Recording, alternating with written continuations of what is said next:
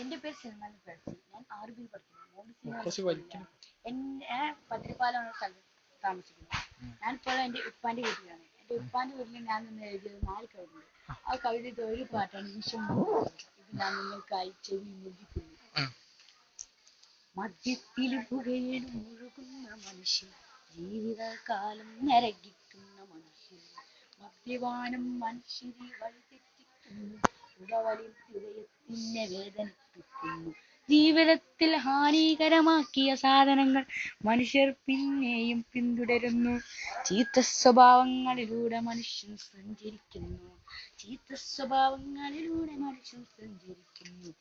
പുതവറകൾ കൊണ്ടുണ്ടാക്കിയ സാധനങ്ങൾ ഭക്ഷിക്കുന്നു മനുഷ്യർ.